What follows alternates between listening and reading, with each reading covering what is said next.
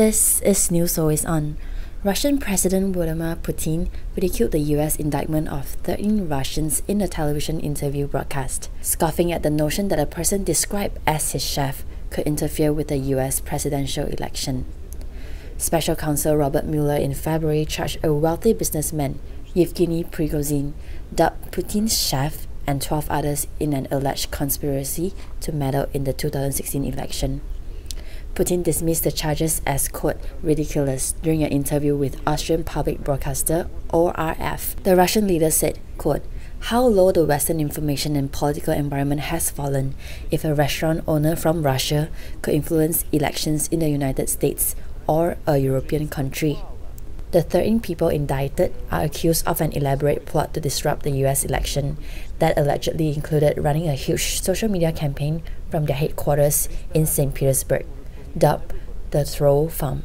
Putin told ORF that the Russian government has no connection to Prigozhin's activities. Prigozhin has been dubbed Putin's chefs by Russian media because his restaurants and catering businesses have hosted the Kremlin leader's dinners with foreign dignitaries. When pressed further, he pointed to Hungarian-American financier and philanthropist George Soros, alleging that Soros meddles in the affairs of various nations, while our American friends often tell me that America has nothing to do with it. Putin said, quote, ask the US Department of State why he does it. The Department of State would tell you that it has no relation to that. It's Mr. Soros' private business. Well, here is Mr. Prigozhin's private business.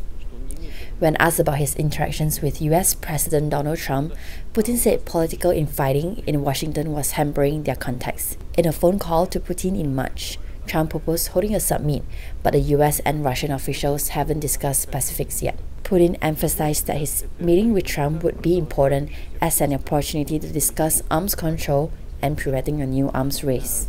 He said, quote, this question about meeting with US President Donald Trump should be directed to our colleagues in the United States. In my view, it's a result of the acute political struggle continuing in the US. Indeed, we met with President Trump at the various international venues, and secondly, we regularly talk on the phone. Together, we are working quite well in our foreign policy departments and special services, in those areas that are of mutual interest, especially in the sphere of fighting against international terrorism. Work continues. As for personal meetings, in my opinion, those possible meetings largely depend on the internal political alignments within the United States itself. Putin added Moscow hoped a summit between Trump and North Korea leader Kim Jong-un would help diffuse tensions and that the denuclearization of the North shouldn't be a one-way road. He said the US should reward Pyongyang if it suspends nuclear and missile tests.